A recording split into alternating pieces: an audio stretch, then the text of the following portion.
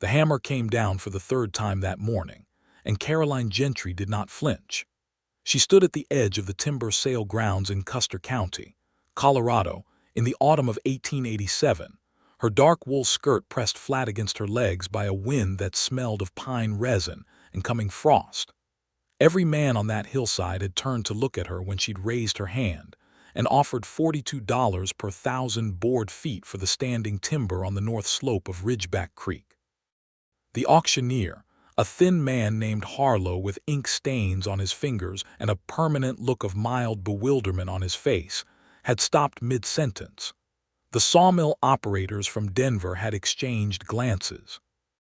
The lumber brokers from Pueblo had coughed into their kerchiefs, and Clarence Graves, who had driven 3 days from his property on the far side of Iron Ridge just to be here, had turned around slowly and looked at her the way a man looks at something he cannot quite classify.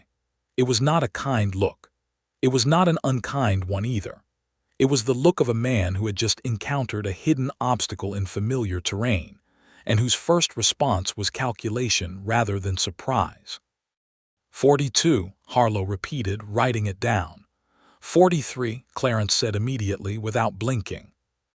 He was tall, broad through the shoulder, with dark hair going silver at the temples, though he could not have been more than 38. His jaw was a thing that appeared to have been carved from local stone.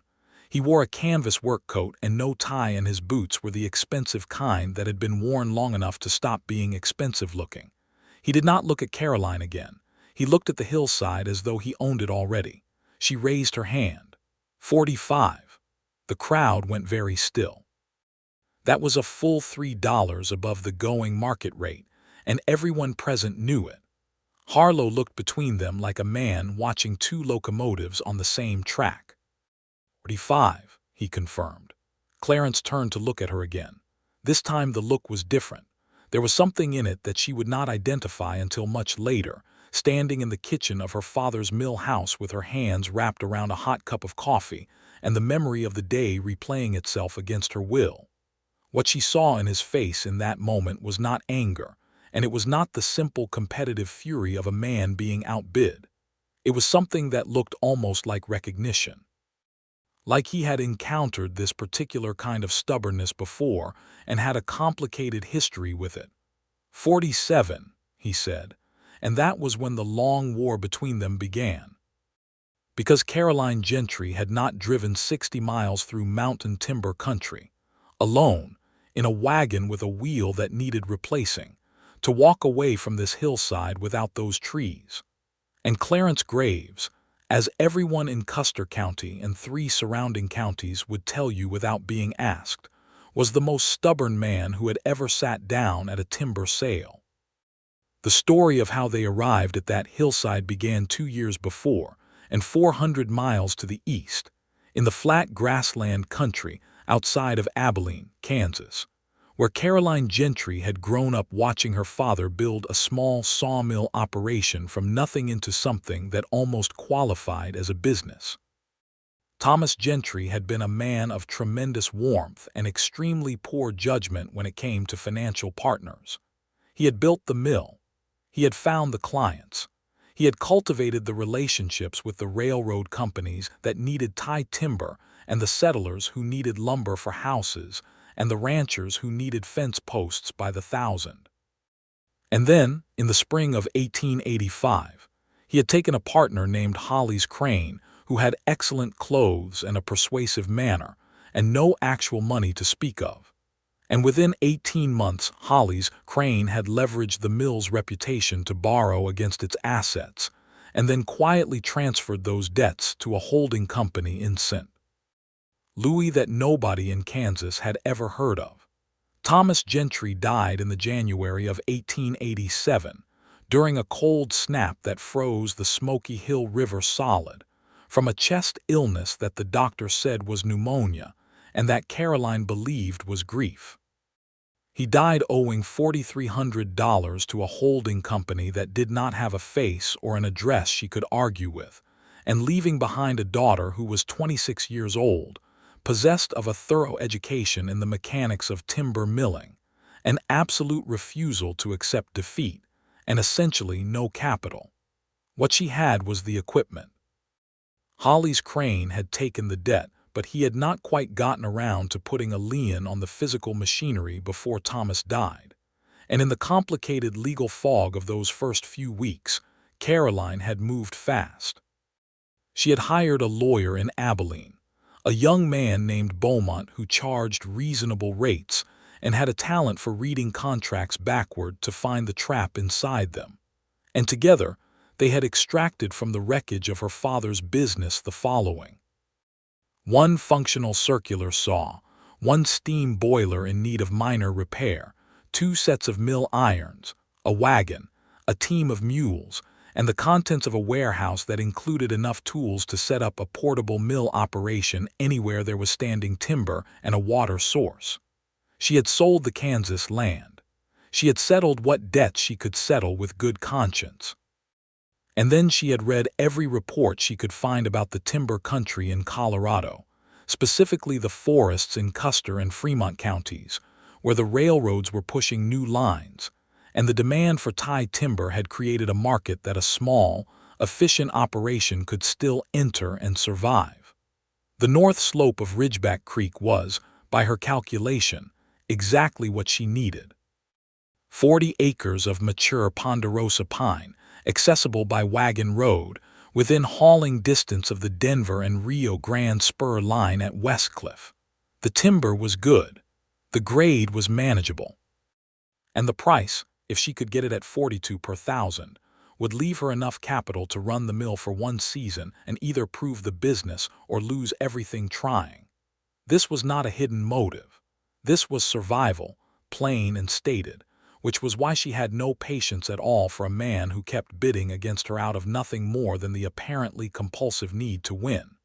Because that was what made Clarence Graves so maddening. He did not appear to need this particular timber. He already owned timber. His operation on Iron Ridge was established, profitable by local reputation, and large enough that 40 acres of Ridgeback Creek would have represented a minor addition at best. He was bidding against her for reasons that Caroline could not initially identify, and the inability to identify a thing that was hurting her was, of all the feelings she experienced that day, the one that cut deepest. By the time the auction reached $51 per thousand board feet, half the crowd had drifted away. The Denver mill operators had tapped out at 48. The Pueblo broker had shaken his head at 49 and gone to find his lunch. It was just the two of them and Harlow and a small audience of perhaps 8 or 10 men who had stayed for the spectacle rather than any professional interest. 51, Harlow said, looking at Clarence. Clarence looked at Caroline. Something had shifted in his face. The calculation was still there, but something else had joined it. A kind of reluctant attention, the way a man pays attention to weather that is surprising him. 52, he said. Caroline's jaw tightened. 52 was above the point where this made financial sense. She had run the numbers on the wagon ride here over and over, in the particular mathematical obsession of someone trying to stave off anxiety with arithmetic. 42 worked. 45 was tight but workable. 48 required her to cut and sell within a specific time frame.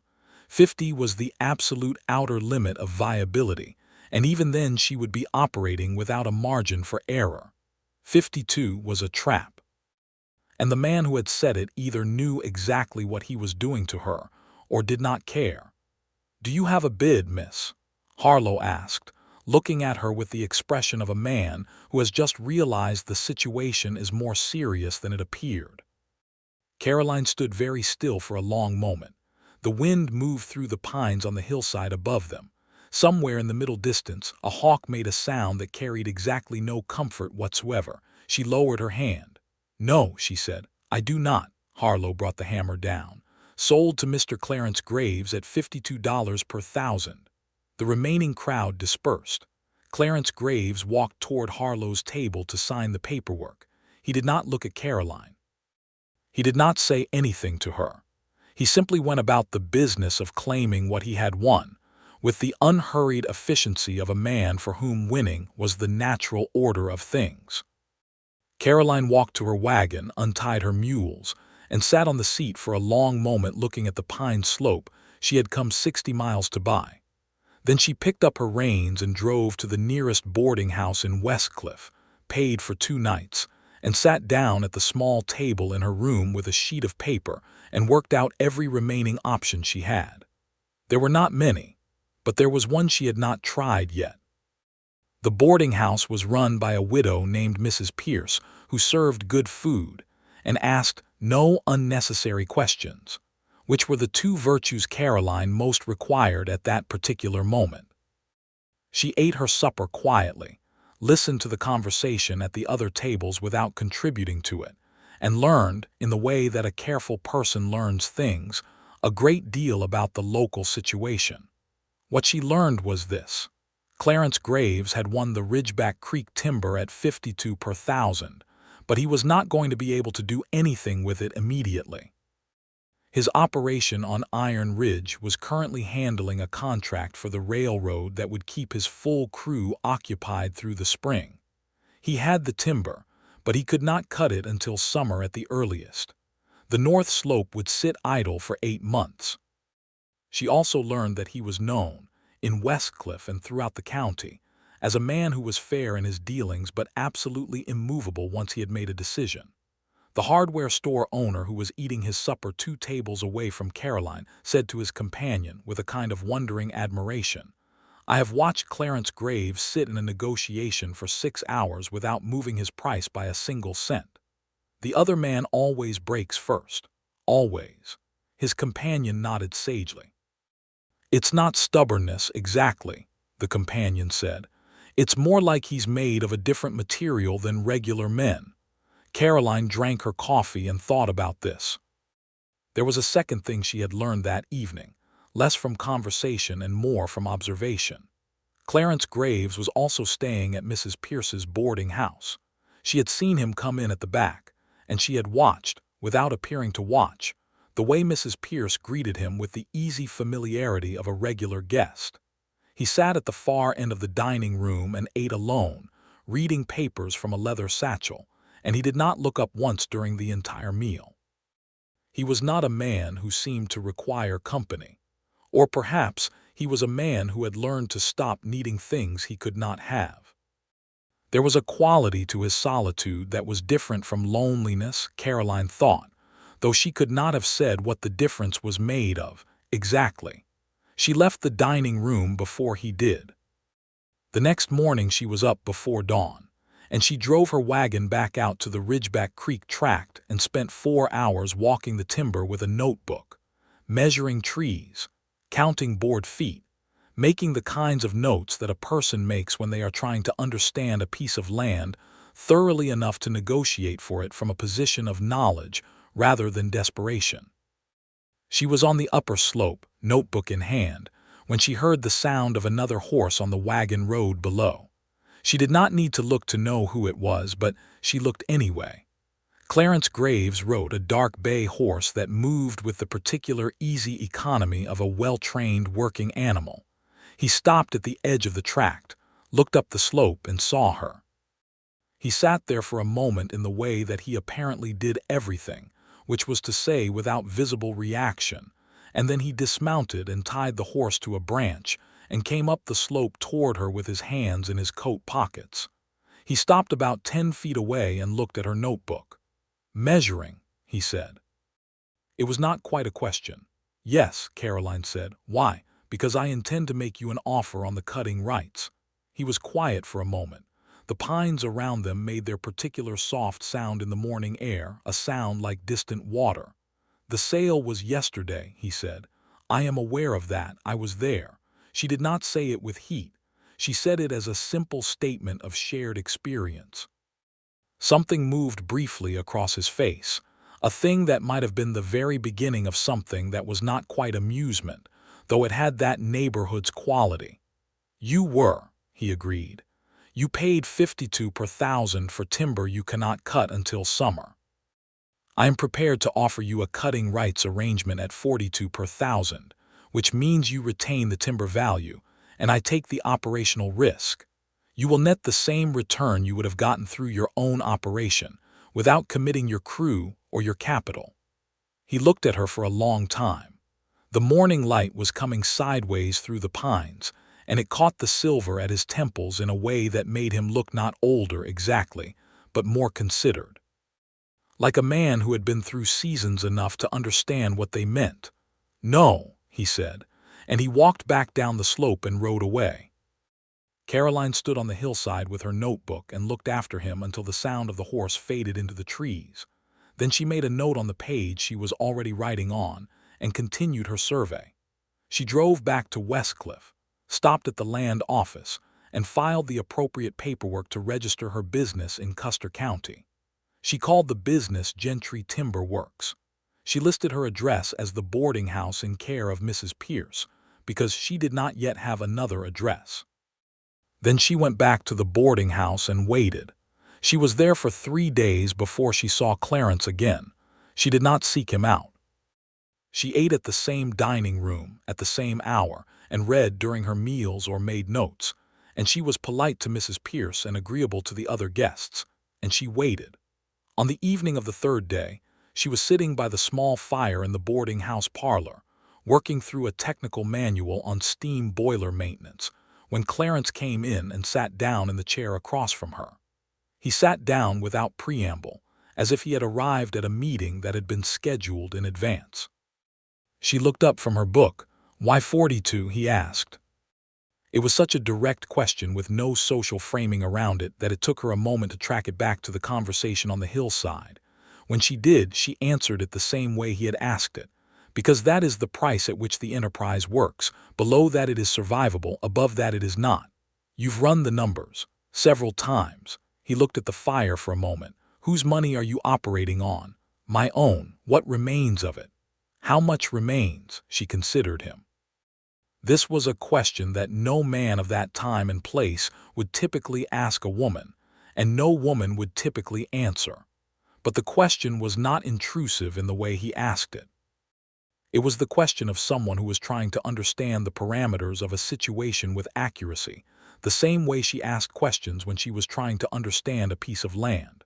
"Enough to last through one season of poor returns," she said. "Not enough to survive two."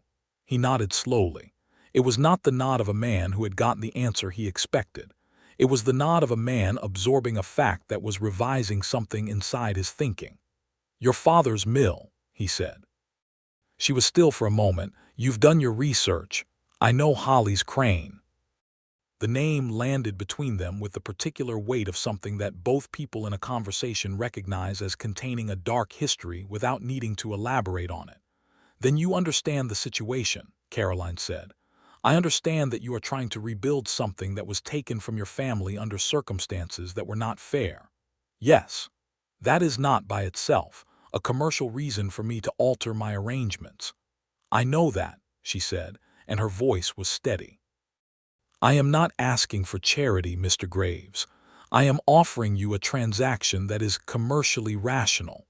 What I am not able to offer you is more money, because the money is not there. But the logic of the transaction stands regardless of my personal situation." He looked at her then with that particular quality of attention that she had noticed at the auction, the kind that was not quite recognition and not quite interest and was something that lived between the two. He was quiet for a long moment. "I'll think about it," he said. And then he stood up and went to bed, and she went back to her boiler manual, and neither of them said anything more that evening. "I'll think about it," she discovered, was how Clarence Graves said no when he had not yet decided it was entirely no. She learned this over the following 2 weeks, because he thought about it for 14 days, during which time she remained in Westcliff, doing useful things. She found a secondary tract of timber in the southern end of the county, smaller than Ridgeback Creek, that had come out of a bankrupt estate and was available at a price she could almost reach, and she began preliminary negotiations with the estate administrator, a careful man in Silver Cliff who wore reading glasses on a chain. She introduced herself to the local surveyor and made arrangements to have 3 potential sites formally measured. She called on the procurement manager for the Denver and Rio Grande Spur line at Westcliff, a man named Pettigrew who had a mustache that conveyed great authority and a purchasing budget that was even more authoritative, and she left him with a letter detailing her proposed delivery specifications for railroad tie timber. She did all of this without apparent urgency, moving through the work with a quiet confidence that was not performed. It was simply how she operated. Her father had taught her, in the years when she'd followed him through mill yards and timber tracks, and the offices of men who found a girl's presence inconvenient, that the most powerful thing a person could do in any situation was to be thoroughly competent and utterly unfrustrated. Frustration, Thomas Gentry had told her once, is just the feeling of believing the situation is supposed to be different than it is. Once you stop believing that, you can work with what's actually there. She had found this to be true in almost every situation. The situation with Clarence Graves was testing the principle somewhat, but she held to it. On the 14th day after their conversation in the parlor, she returned from a survey trip to find a folded note on her room's small table. Mrs. Pierce had placed it there with the quiet efficiency of a woman who handled other people's correspondence as a matter of professional dignity. The note said, "Meet me at the Ridgeback track tomorrow morning at 8. It was signed C. Graves, and there was nothing else. She was there at 7:30. She made another circuit of the upper slope while she waited, rereading her earlier notes and comparing them to what she was seeing now, 3 weeks later, when the morning frost was heavier and the light was lower in the sky. He arrived precisely at 8 on the same dark bay horse and came up the slope to where she was standing. "I've been looking into your background," he said, without greeting. "You worked your father's mill from the age of 12. You ran the operations side for the last 3 years before he died. The clients you kept have good things to say about you." "I know who my clients are," she said. "You could have asked me." "I could have," he agreed. "But I find it more informative to ask people who have no reason to present a favorable picture." This was, she thought, actually a sound epistemic practice, even if it was also somewhat high-handed. She chose not to argue with it. "I want to see your equipment," he said. "It's at the boarding house stable. Show me this afternoon." She showed him. She walked him through the circular saw, the steam boiler, the mill irons, explaining each piece with the fluency of someone who had learned not just what things were called but how they worked and why, and what they did when they stopped working the way they should. She showed him the repair she had made to the boiler valve in the spring, and the modifications her father had made to the saw carriage to improve the feed rate on large-diameter logs. She showed him the maintenance logs she kept in a brown leather journal, every service date and every replacement part, in her careful handwriting. Clarence examined everything without speaking. He looked at the boiler the way a person looks at a document they are trying to decide whether to trust. He ran his hand along the saw carriage in a way that was professional rather than performative. He read 3 pages of the maintenance log. Then he closed the journal and handed it back. 42 per thousand, he said. She kept her face absolutely still, though something inside her was moving at a speed she was not going to let him see. "Correct. 6-month cutting period. Beginning April 1st. Agreed. You will share the survey data with me weekly. I want to know board footage as you cut." "Of course."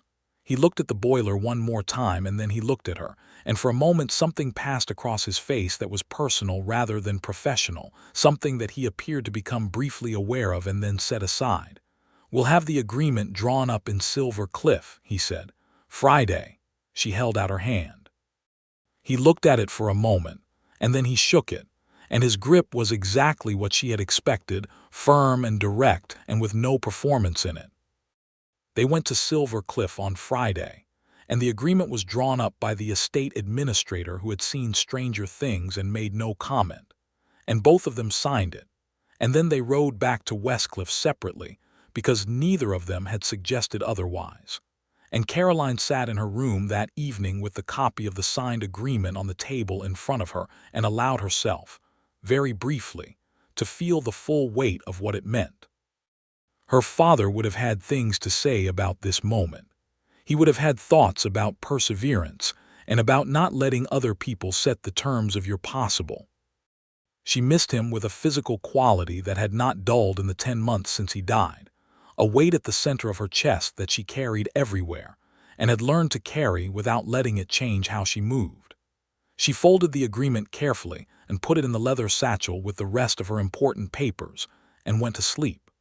The winter passed in the particular way that winters pass when a person is working hard enough to keep the future at bay by staying focused on the present. Caroline spent the months preparing, which turned out to be nearly as complex as the cutting itself. She found a mill site on the flat ground above Ridgeback Creek, where the water ran reliably, and the access road could be improved without enormous expense, and she contracted with a local man named Ezra Hoffman and his 2 sons to do the road work. Ezra was a German immigrant who had been in Colorado since '79, and whose primary language, when discussing the construction of things, was a precise technical German that he periodically translated for her benefit with the care of a man who respects accuracy. He did excellent work and charged a fair rate, and never once looked at her with the particular variety of skeptical patience that a certain kind of man deploys when a woman is paying for something. She assembled a small crew. A sawyer named Deke Albright, 42 years old, who had worked mills in Oregon and Wyoming, and had come to Colorado looking for work after an injury had slowed him enough to lose his last position. He was not quite back to full speed, but he was careful and knowledgeable and grateful for the work in a way that expressed itself as absolute reliability rather than sentiment. A logging foreman named Hugo Salazar, who was 30 years old and had grown up in the timber camps near Taos, and could read a hillside's logging potential the way some men read a newspaper, quickly and with confident comprehension. And a camp cook, because no crew works without a cook, a woman named Adela Hoffman, who was Ezra's sister-in-law, and who produced food of extraordinary quality from a cast iron stove that she transported and installed in the cook tent with the authority of a general establishing a command post. By the 1st of April, Caroline was ready. The morning she drove her equipment up the road to the Ridgeback Creek site, the pines were still holding their winter darkness, and the air tasted of snowmelt and thaw and the particular mineral freshness that high country spring carries. She stood on the flat ground at the mill site and felt something shift inside her, the way a load settles properly when it is finally balanced right, and she allowed herself one moment of simply standing there before she turned to her crew and said, "Let's begin." The first weeks of the cut were everything she had hoped, and some things she had not anticipated. The timber was good, better in board footage than her preliminary survey had suggested, and the operation ran with the smooth precision that comes from careful preparation and a crew that knows what it is doing. Deke ran the saw with quiet mastery. Hugo read the slope and prioritized the cutting sequence in a way that minimized waste and made the hauling manageable. Adela kept the crew fed and the camp organized, and the whole enterprise moved with the particular rhythm of people working well together. Clarence appeared on the 3rd Thursday of April. He rode up the road without warning and tied his horse at the edge of the mill site and stood watching the operation with his hands in his coat pockets for the better part of half an hour before Caroline noticed him. When she walked over, he looked not at her but at the saw in operation, watching Deke work with the focused assessment of someone who is running their own mental calculations. "How is the footage coming?" he asked. "I sent you a report Tuesday," she said. "I read it." "I'm asking if there is anything the report didn't say." She considered this. It was, she acknowledged privately, a reasonable question. Written reports always contain the facts. They did not always contain the texture around the facts. "The Upper West Quarter is denser than the survey suggested," she said. "We're running about 6% above projected footage on that section. I'll update the report this week." He nodded. He watched Deke guide a long ponderosa through the saw, and the blade made its particular sound, a sound that was both mechanical and organic that Caroline associated with the best memories of her childhood. "Your sawyer is good," he said. "Yes." "Where did you find him?" He found me. He heard I was putting an operation together and came by the boarding house the day before I left Westcliff. She paused. People in need of work find out about work faster than most people realize. Clarence looked at her then briefly, and there was something in the look that she was beginning to recognize. It was the look he had when something she said had landed with more accuracy than he'd expected, and he was deciding how to file it. "I'll come by again in 2 weeks," he said. "The report will be ready." "I know it will," he said, and he said it in a way that was neither a compliment nor its absence, simply a statement of fact based on accumulated evidence, and she found to her surprise that it landed with more weight than a compliment would have. He left. She watched him ride back down the road through the pines, and then she went back to work. He came every 2 weeks, through April and into May, and each visit was the same in its structure and different in its content. He would arrive, watch the operation for a period, ask a few specific questions, and leave. The questions were always good questions, the kind that required thought to answer well, and she answered them well, and he nodded at the answers with the slightly reluctant quality of a man who is having his opinion revised against his original expectations. On his 3rd visit in the middle of May, he stayed for supper. It was not a planned thing. It was simply that Adela rang the supper bell at 6 and Clarence was still there, and Caroline said, because it was the practical and hospitable thing to say, "We're eating. You're welcome to stay." And he looked at the cook tent and then at his horse and made a brief internal calculation and said, "Thank you," and sat down at the crew table. Adela's supper that evening was a pot roast with potatoes and dried apples reconstituted into something approximating pie, and the crew ate with the communal pleasure of people who have worked hard and are rewarded for it. Hugo and Deke talked about the Upper West Quarters timber and the best sequence for the next 2 weeks. Adela's husband, who came up from town twice a week to help with supplies, argued amiably about something in German with his wife. Caroline ate and listened and occasionally contributed to the conversation about the cutting sequence. Clarence ate without speaking much, but he was not absent from the table in the way that a man is absent when he wishes he were somewhere else. He was present in the specific way that suggests a person is taking something in, collecting impressions of a life that is not his own and finding it, perhaps, more substantial than anticipated. When the meal was finished, he helped stack the dishes without being asked, which surprised everyone present, including Caroline, though she was the only one who didn't show it. He and Caroline walked to the edge of the mill site while there was still enough evening light to see the valley below, and they stood there without speaking for a moment, looking at the last of the sun on the peaks to the west. "This is a good operation," he said, "not a concession, a fact stated plainly." "Yes," she agreed. "I know." He looked at her sideways. That was when she saw the thing she had been catching glimpses of since the hillside at the auction, the thing in his face that was not calculation and not assessment and was something altogether more unguarded. It came and went quickly, the way things do when a careful person lets them slip through before reclaiming control, but she saw it. "You're not worried," he said. It sounded like an observation, and underneath it was a question. "I was worried for most of the winter," she said. "There's less room for it now. The work makes the thing real, and once the thing is real, worry is less useful than attention." He was quiet for a moment. "Your father taught you that, some of it. The rest of it I learned from watching what happens when you don't." The evening was going blue around the edges, the way high country evenings do in May, and somewhere below the mill site a creek was making its particular steady voice against the stones. "My father was a minister," Clarence said, unprompted, which was the first thing he had ever said to her that was personal rather than transactional. He believed that the appropriate response to difficulty was prayer and patience. "I discovered fairly early on that I had more natural aptitude for patience than for prayer." "And the stubbornness?" she asked, and then added before he could decide how to take it, "I'm asking genuinely. I'm trying to understand whether it's temperament or strategy." He looked at her with an expression that was doing several things at once, a thing she was beginning to find she could read in the way you learn to read unfamiliar handwriting, slowly at first and then with increasing fluency.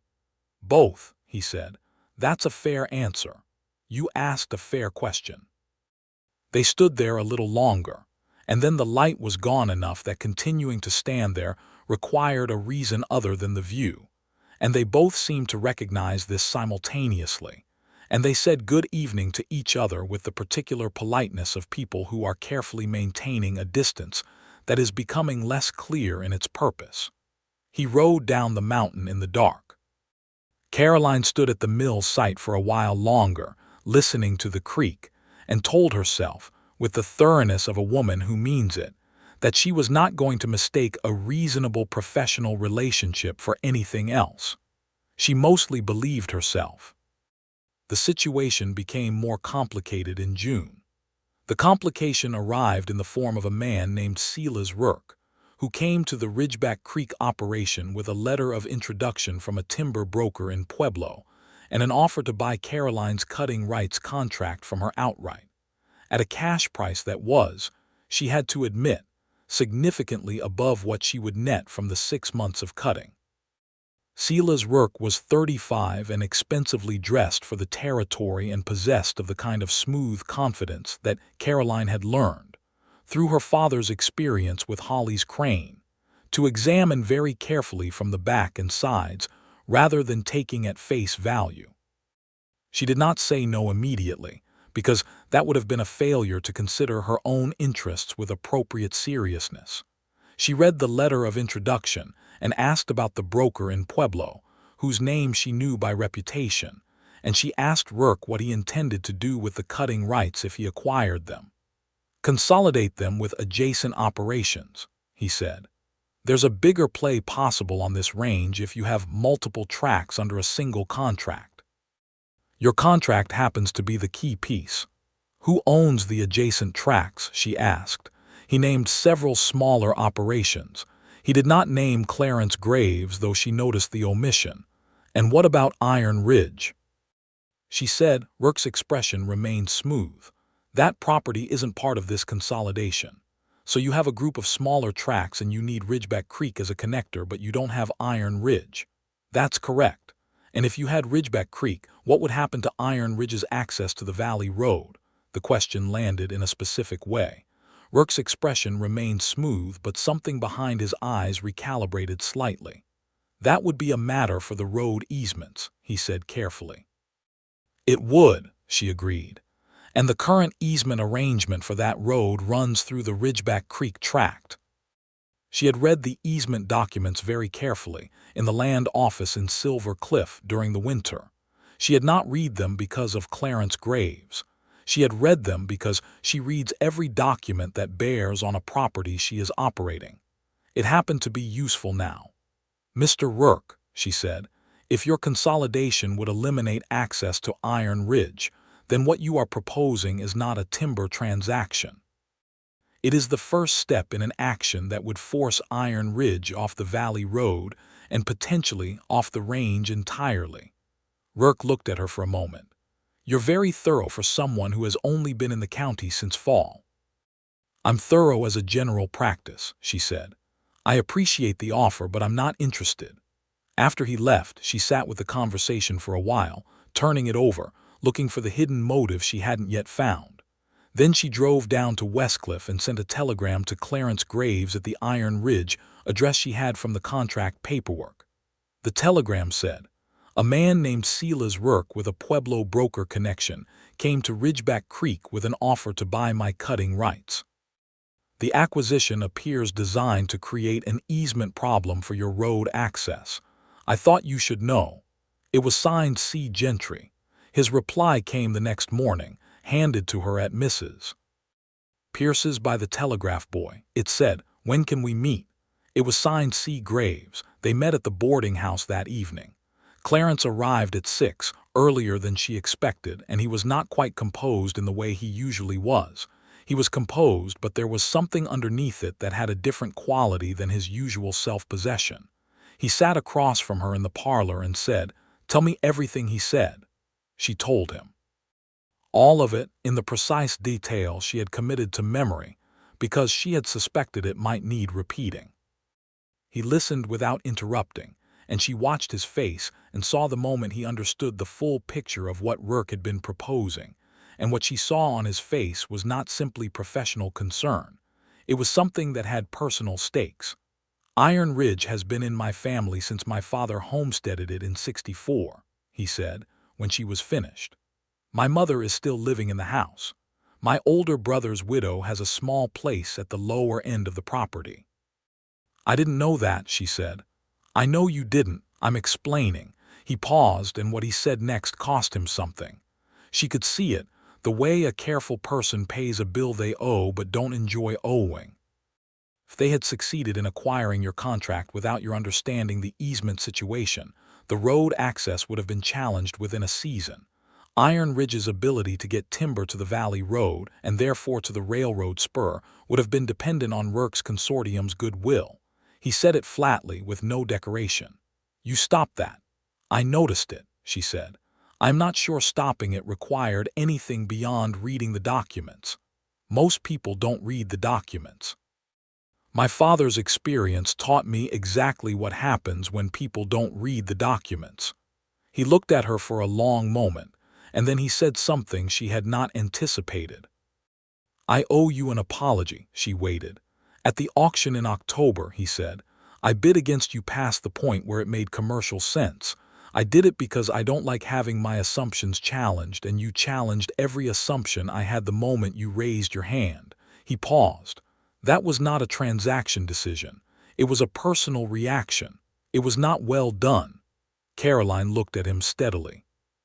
The fire was going in the parlor grate, and the evening sounds of the boarding house moved around them.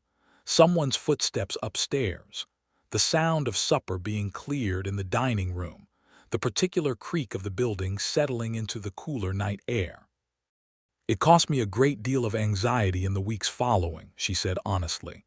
"I won't pretend otherwise, but I understand the mechanism." She paused. "The apology is accepted." He nodded. And then, as if the more personal the conversation became, the less able he was to stay still in it, he shifted slightly and said, "I'd like to discuss what to do about Rourke." They talked about Rourke for an hour, and what came out of it was a strategy.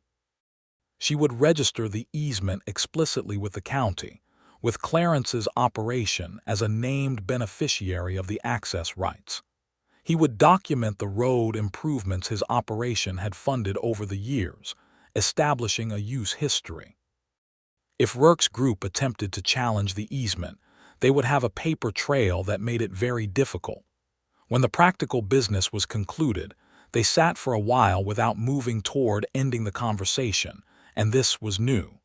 In all their previous conversations, the conclusion of the business had been the conclusion of the meeting. This was the first time they had remained in each other's company without a specific purpose for it, and they both seemed to be feeling the particular novelty of this with some combination of interest and uncertainty. "Your operation at Iron Ridge," she said, because it was the thing she was genuinely curious about. "How many years?"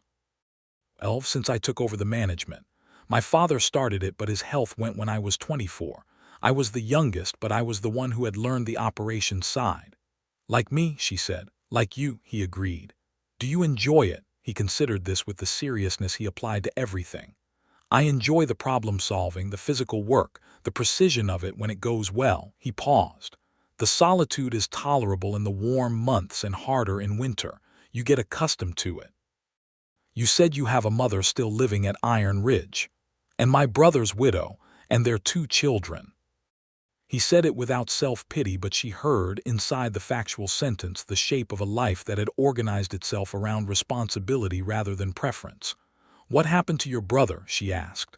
"Rockfall, logging accident, 1882. "I'm sorry. It was 5 years ago." "That doesn't make it not worth being sorry about." He looked at her again with that particular quality of attention. "No," he said, "it doesn't." They sat in the parlor until the fire burned low, and Mrs. Pierce came in with a significant look that conveyed, without words, that she was ready to close up the parlor for the night. They said good evening with the politeness of the early conversations, but the distance had narrowed, and they both knew it, and neither of them pretended otherwise by attempting to re-establish it artificially. Clarence solved the work problem with characteristic efficiency. The easement was registered within the week. The road use documentation was filed in Silver Cliff. When Works Consortium made a preliminary inquiry to the land office about the Ridgeback Creek access, they were informed, politely and thoroughly, that the easement was explicit and of record, and that challenging it would be both expensive and unlikely to succeed. Rourke left the county. Caroline never heard from him again. June became July, and the cutting at Ridgeback Creek was going better than projected. She was ahead of schedule on board footage. The railroad tie order from Pettigrew had been confirmed and expanded, and the operation was generating the kind of returns that, while not dramatic, were building a foundation under her future that she could feel solidifying beneath her feet. Clarence came to the mill site every 2 weeks as before, but the visits were different now. They still covered the operational questions. They still walked the upper slope and talked about the cutting sequence and the footage projections. But they also talked about other things, the way two people talk when they have concluded that the other person is worth talking to and are discovering, with the particular pleasure of something unexpected, that the conversation is good in proportion to its range. He told her about Iron Ridge, about the timber types on the eastern face, and the way the water ran differently there than at Ridgeback Creek. She told him about her father, about the years of working the mill in Kansas, about the clients who had held on through the bad period after Holly's crane and sent her letters of support when Thomas died. He told her about the years after his brother's death, the weight of the expanded responsibility and the slower, harder business of learning to want a life rather than simply maintaining one. She noticed, with the particular awareness of a woman who has decided she is not going to fall in love with someone and is consequently watching very carefully for evidence that she is failing at this decision, that he was a man who said exactly what he meant and never more than what he meant. That he had a specific quality of fairness in how he treated the people who worked for him, and that this fairness was not a performance but a habit so deep it had become character. That he laughed rarely but genuinely, and that when he did it changed his face entirely, the carved quality going warm and accessible, like a winter landscape when the sun comes through. She noticed, with equivalent awareness, that he looked at her differently than he looked at anything else. Not dramatically, not with any of the performed attention that men sometimes deployed when they wanted a woman to know they were paying attention, just differently. With a quality that was more careful and more present, and more specifically tuned to her particular frequency than his attention to anything else. He had not said anything about this. He was, in her assessment, the kind of man who would not say anything about something until he was certain enough of it to be certain. And he was not certain yet. And possibly he was working against his own certainty on general principle, out of the same instinct that had led him to outbid her in October because he didn't like his assumptions being challenged. She decided to let it be what it was and not try to engineer it, and to continue the other thing she was doing simultaneously with not engineering the romantic situation, which was running a successful timber operation and building a business that could outlast one season. On a Thursday in late July, a storm came off the mountains with enough speed that it caught the crew at the upper cutting site before they could get to the cook tent. It was not a dangerous storm, but it was a thoroughly wet one, and by the time everyone was under cover the rain was coming horizontally, and the temperature had dropped 20 degrees in 40 minutes. This was simply mountain weather being itself, and the crew treated it with professional equanimity. They gathered in the cook tent, and Adela immediately began producing coffee on a scale that addressed the situation. Clarence was there when the storm hit. He had ridden up that morning, later than usual, arriving just before lunch, and the storm came in the early afternoon before he had made any move to leave. He and Caroline sat in the cook tent, while the rain worked through its main act, and Deke and Hugo played cards at the far end of the table, and Adela moved through her domain with the unhurried authority of someone who considers a storm an opportunity to catch up on baking. The tent was warm and smelled of coffee and wood smoke, and the clean, wet smell of rain on pine, and outside the world had reduced itself to gray. "Tell me something," Clarence said, at a moment when the card game had become fully absorbing to Hugo and Deke and they were effectively alone in the conversation. "All right," she said. "When you drove the 60 miles to the auction in October alone in a wagon with a bad wheel, what were you going to do if you'd lost the bid?" She considered this. It was a question he had obviously been holding for a while. "Look for the next possibility," she said. "There were other tracks, none as good but possible. I was not without options, but this was the best option, yes. And when I outbid you and you came back with the cutting rights proposal and I said no and you came back again, what did you think was going to happen?" She looked at him steadily. "I thought you would eventually say yes. What made you so sure?" "The transaction made sense," she said. "You are a man who ultimately acts in accordance with what makes sense. The stubbornness is not irrational, it's just thorough. You need to be certain before you commit. Once you're certain, you commit entirely." She paused. "I was willing to wait for you to be certain." The storm outside made its sound. The cards made their small, shuffling sound. Adela's stove made its settling sound.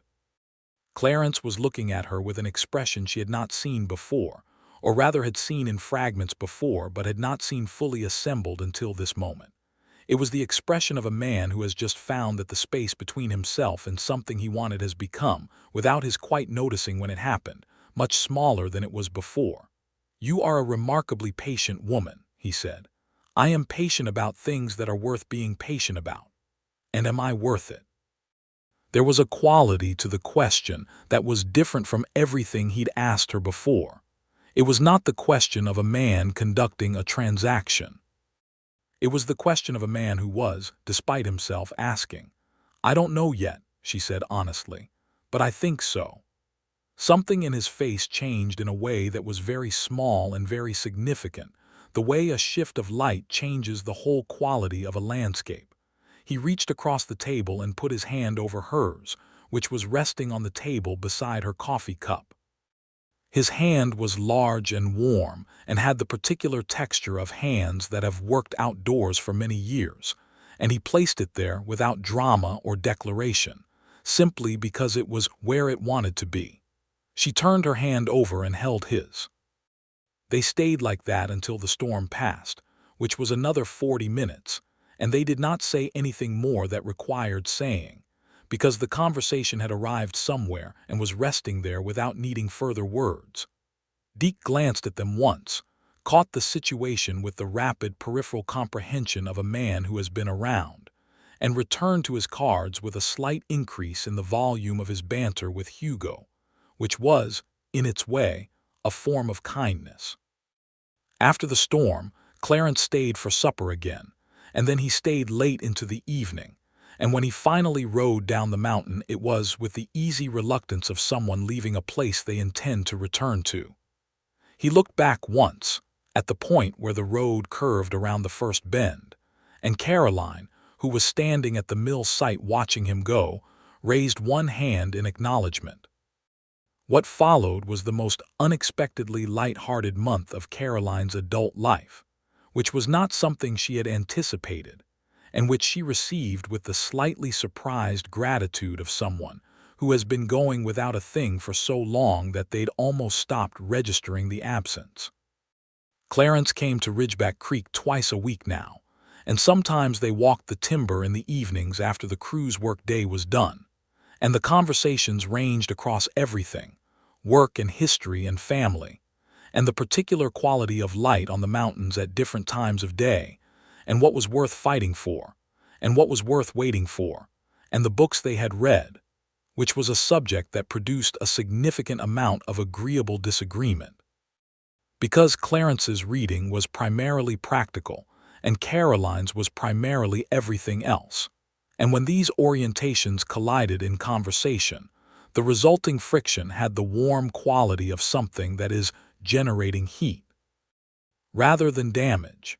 He brought her a book on one visit, a collection of essays by John Muir about the high country forests of California, which she had not read, and which she read in 2 evenings and found to be extraordinary, and which produced a conversation about what it meant to be working in forests as a way of life rather than simply as an occupation.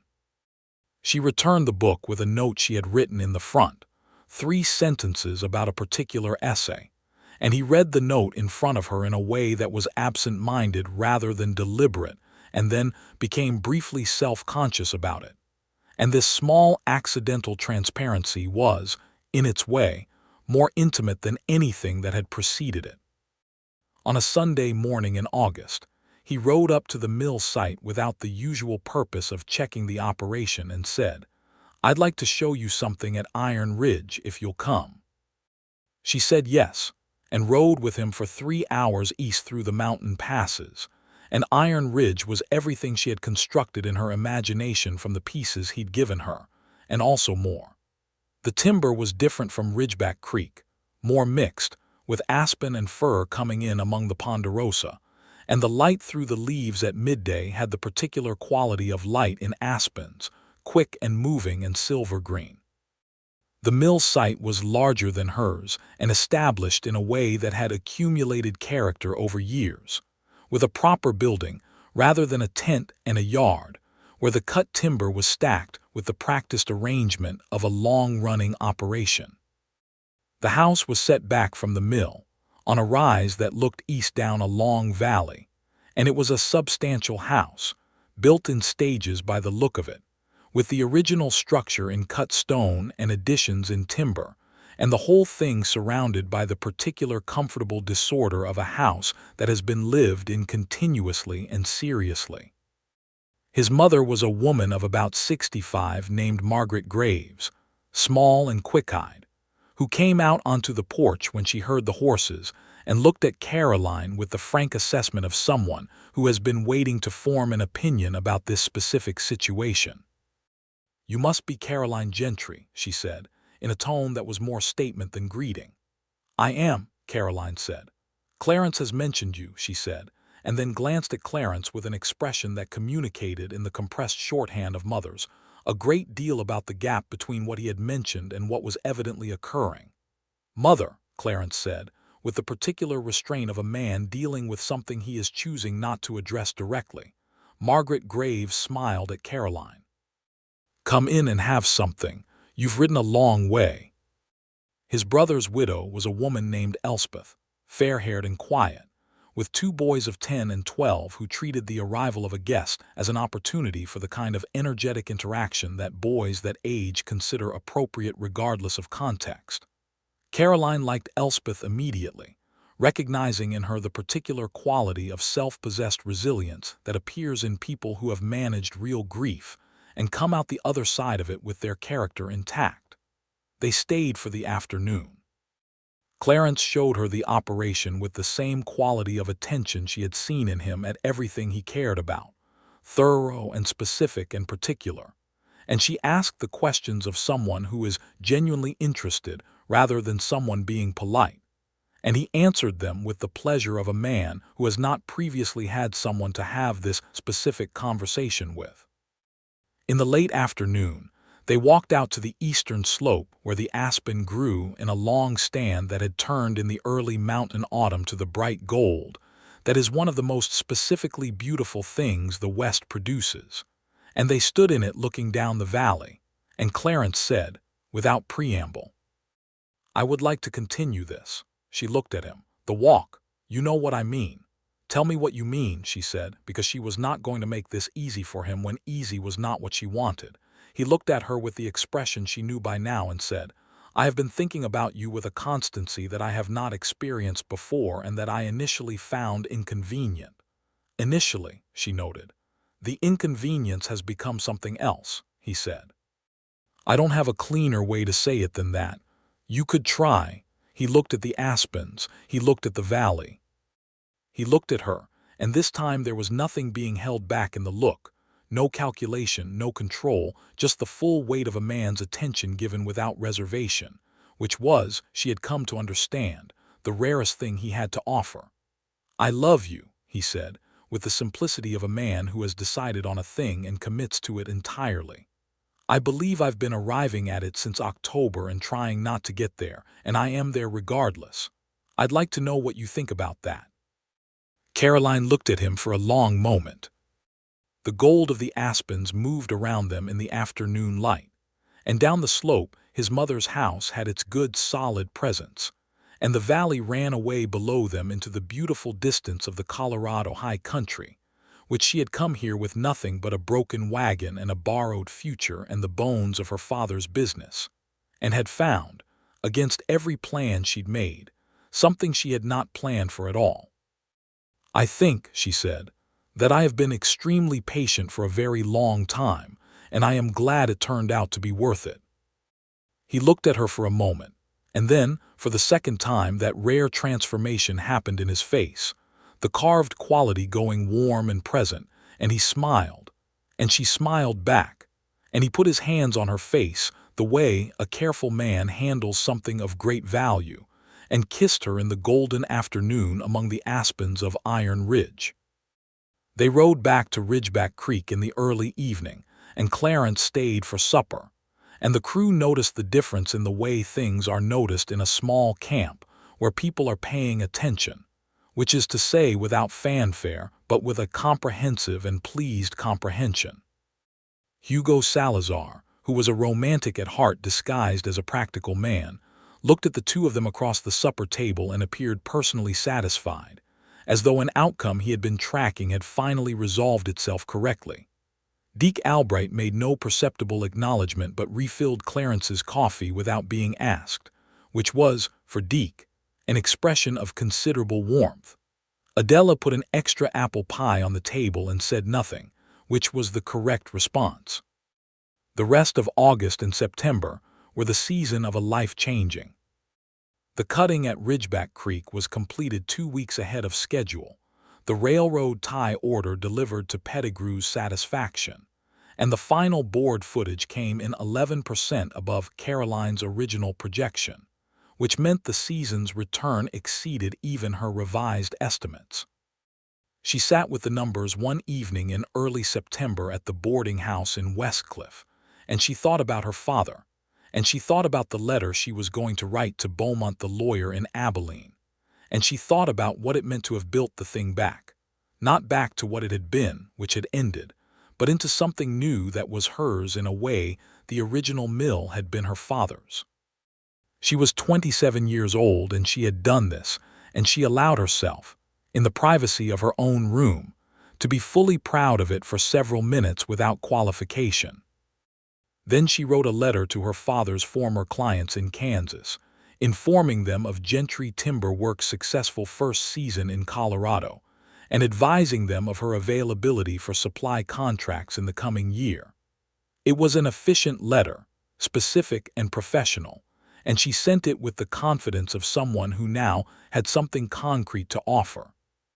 Clarence came to Westcliff in September with a seriousness that she recognized as the seriousness of a man who has decided on a course of action and is committed to its execution. He asked her to supper at the hotel dining room, which was a different setting than the boarding house parlor and represented a deliberate elevation of formality. And over supper, he said the things that a man says when he is proposing a future. He said he had thought carefully about timing and practicality and the specific nature of what he was asking, and that he did not want to ask it in a way that conflated her enterprise with his or made it seem as if the question depended on her business situation rather than on her, specifically. "The business stands on its own," he said. "What I am asking is entirely separate from that." "I know," she said. "Gentry Timber Works operates independently," he said. "That is not negotiable. It's yours." "I know that too," she said, and she said it with the full warmth of what it meant to have it be known without having to insist on it. "I am asking you to marry me," he said, "because I am more myself when you are near than I am when you are absent, and I am less able than I expected to be to make a case for the alternative."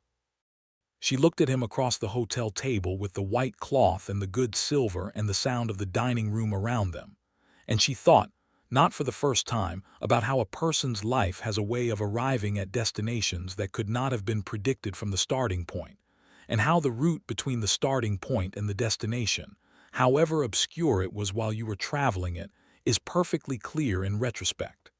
"Yes," she said. "Of course." He reached across the table and took her hand, and the dining room continued its business around them, and the people who glanced at them saw two people sitting with the particular quality of stillness that belongs to a moment that is larger than its setting. They were married in November of 1887, in Westcliff, at the small stone church on the main road, in a ceremony that was attended by Margaret Graves and Elspeth, and the two boys and Hugo Salazar and Deke Albright and Adela and her husband, and Mrs.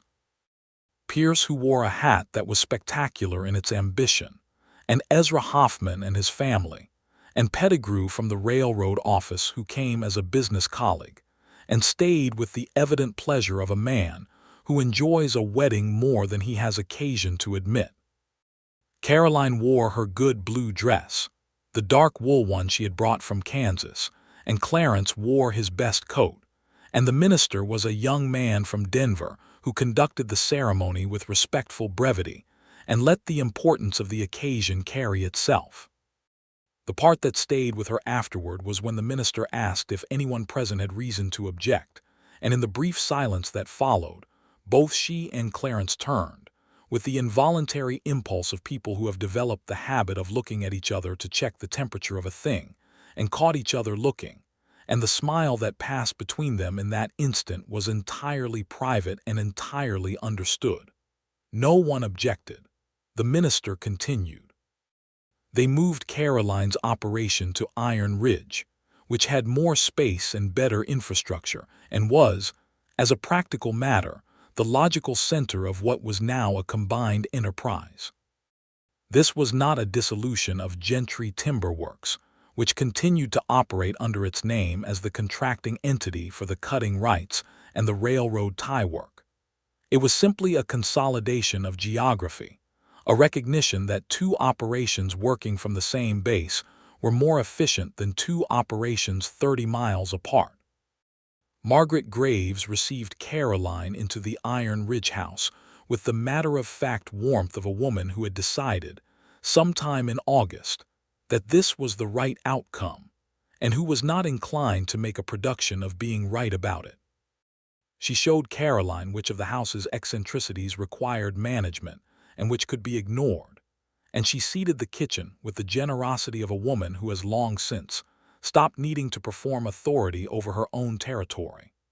Elspeth and Caroline became friends with the particular velocity that is possible between two women who have each been somewhat short of female company for an extended period, and who find, upon having it, that the relief is tremendous. They talked while they worked, in the mornings when the light came east through the windows and the smell of breakfast was still on the air, and what they talked about ranged from the practical to the deep, from the management of two boys who required near-constant energetic redirection to the specifics of grief and recovery, and the strange math of finding yourself more alive after loss than you would have predicted. The winter of 1887 to 1888 at Iron Ridge was the kind of winter that tests a household and either reveals its weaknesses or consolidates its strengths. It was cold beyond the usual, with stretches in January and February that kept everyone inside for days at a time and produced the kind of cabin-intensive closeness that either creates conflict or creates bonds, depending on the people involved and the quality of the wood supply. The bonds at Iron Ridge consolidated in a way that was visible and lasting. Clarence, who had spent years in the particular loneliness of a man running a large responsibility by himself, was a man who had clearly been designed for a full household and had simply not had one available. He was, at home, different from his public self in the way that people are different when they are in the place where performance is not required, more patient with the boys' chaos, more willing to be found in the middle of things rather than on the edges of them. He read aloud in the evenings, from the technical manuals and the Muir essays, and the novels that Caroline had brought from Kansas, while Margaret and Elspeth sewed and Caroline worked on her accounts for the coming season, and these evenings had the quality of a life running well, which was not dramatic but was, she had come to understand, the actual substance of happiness. He was also, in private, warmer and more unguarded than anyone on the public side of his reputation would have believed possible. The man who had sat across from timber brokers for 6 hours without moving his price by a cent was the same man who brought her coffee in the morning, before she was fully awake, with a specificity that she found overwhelming in its gentleness, who learned the details of what she was worried about and addressed them without being asked, who touched her with the consistent, deliberate tenderness of someone who has understood that the thing they have is not to be taken for granted. She told him this once in the dark of January, with the wind working at the windows and the warmth of the house something they were inside together. "You are not what I expected," she said. "What did you expect?" "More of what I saw at the auction, the stone quality." He was quiet for a moment. "That is for outside." "I know," she said. "I like what is for inside much better." In the spring of 1888, Caroline was with child. She received this information from the doctor in Westcliff, with the specific mixture of joy and the recognition of new weight that comes when a future you had thought of in the abstract suddenly becomes concrete and specific and arriving. Clarence received the news with a stillness that was not the stillness of uncertainty, but the stillness of a man in whom something enormously important is being absorbed. He sat with it for a minute and then looked at her with his face entirely open, the carved quality entirely absent, and said, "Are you well?" "Very well," she said. "Better than well." He put his arms around her, and neither of them said anything for a while. And outside, the spring was doing its particular mountain business, coming up through the snow in the lower meadow, and the aspens were beginning their new green.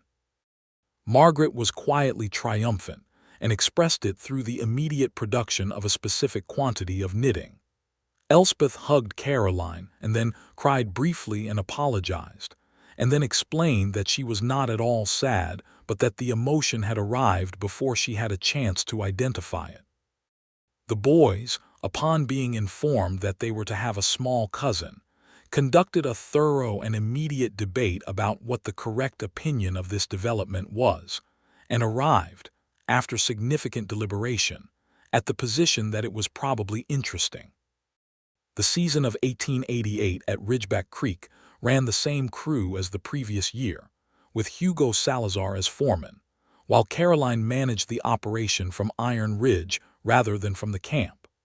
This was a compromise she had arrived at herself, without being asked to, because the operation was established enough to run under Hugo's competent daily management, and her capital was now better deployed in the planning and contracting side than in the hands-on cutting.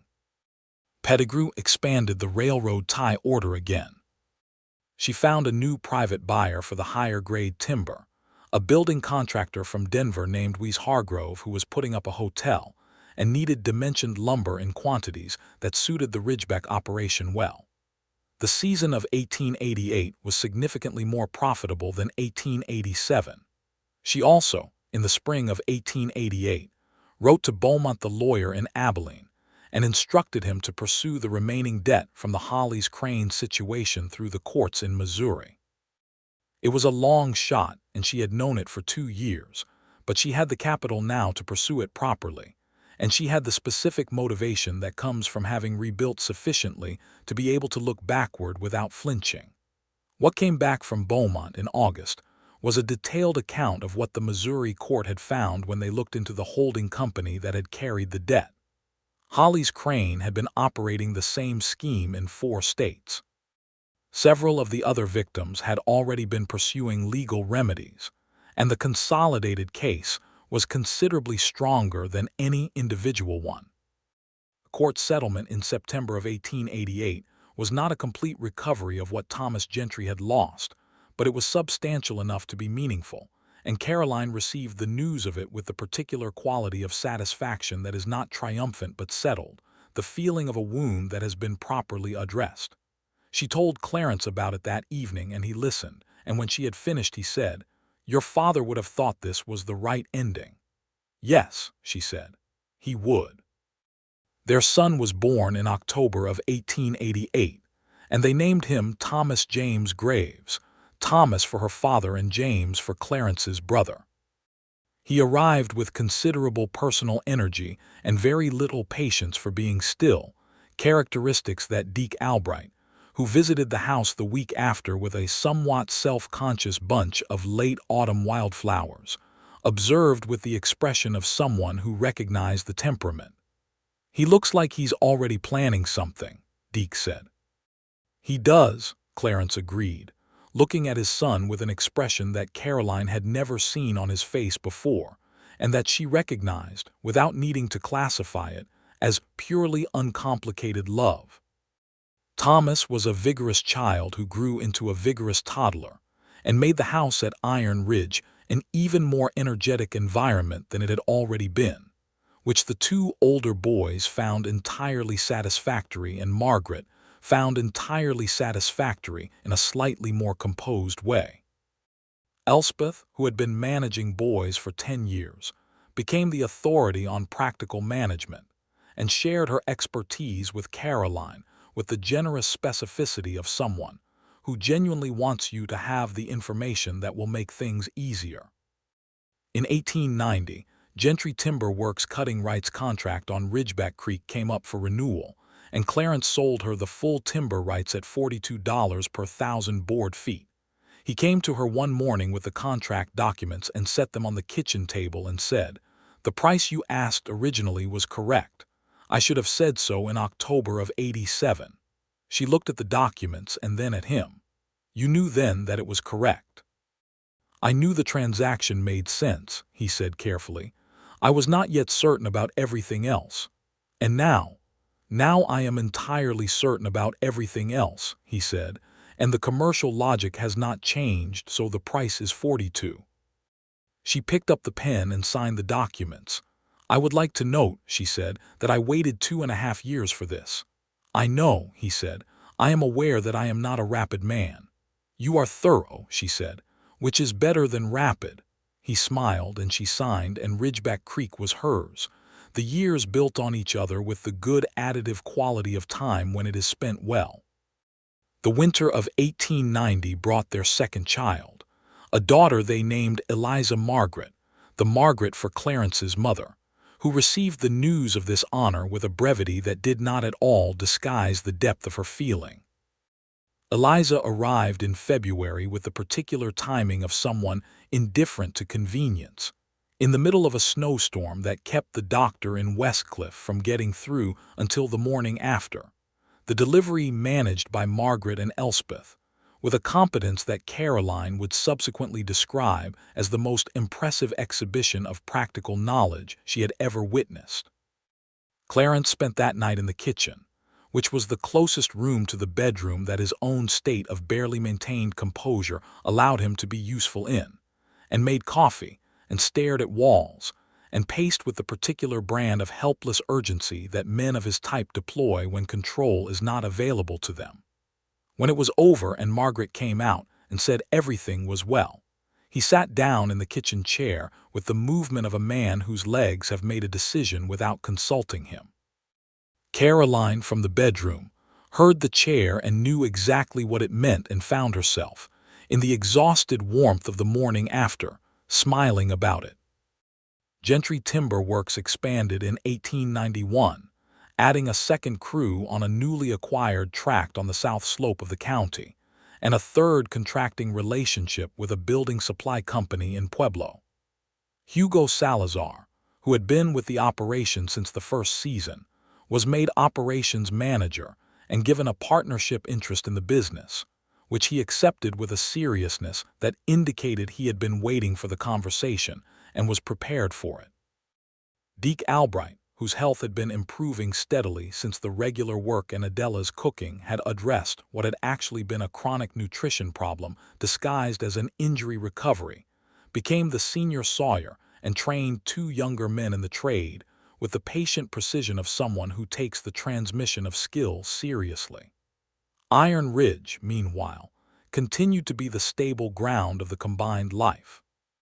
Elspeth remarried in 1892, a widower rancher from the eastern side of the county, who was quietly but clearly besotted with her, and was received by everyone at Iron Ridge, with the warmth extended to someone who is giving a good person the specific happiness they have been waiting for.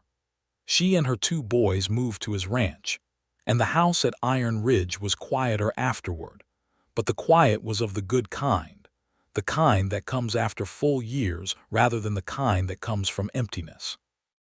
Margaret Graves continued to be, at 70, the same quick-eyed, observant woman she had been at 65, with the addition of a particular quality of contentment that she expressed primarily through the volume of her knitting production, which was considerable. She was devoted to Thomas and Eliza in the specific way of grandmothers who have waited long enough for grandchildren, that their arrival is received as something that needed no further qualification. In the evenings at Iron Ridge, when the work of the day was done and the children were asleep, and the house was in its settled state, Clarence and Caroline sat together in the way that people sit when they are entirely at home, with no performance required and no distance maintained, and the conversation moved wherever it wanted to go. He had, over the years, acquired the habit of telling her things as a first resort rather than a last one, which was a significant change from the man who had sat opposite her at the auction and conducted all transactions at a calculated remove.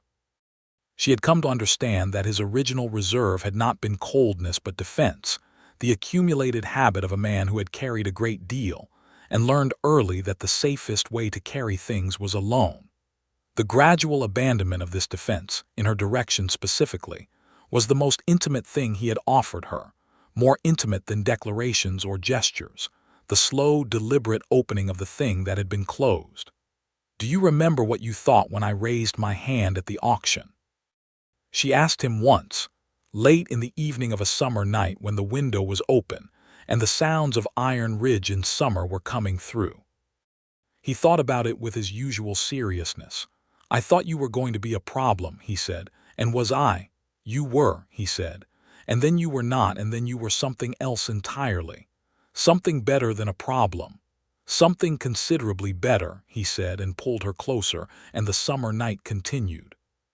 Thomas, at 5, had the dark hair and the stubborn jaw of his father, and the particular combination of genuine curiosity and refusal to be deterred that appeared to be arriving in him from both parents simultaneously, a combination that his grandmother observed with the knowing look of someone who understands the long game of inheritance.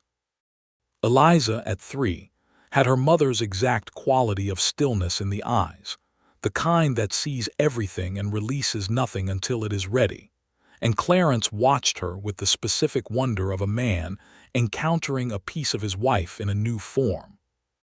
In 1893, Caroline stood on the north slope of Ridgeback Creek on a morning in May, 6 years after she had first stood on that slope with a notebook and a losing bid, and every reason to go back to Kansas, and she looked at the operation that the slope had become, the clean work of a well-run timber enterprise, the familiar sounds of the saw and the boiler and the voices of her crew, and she thought about her father.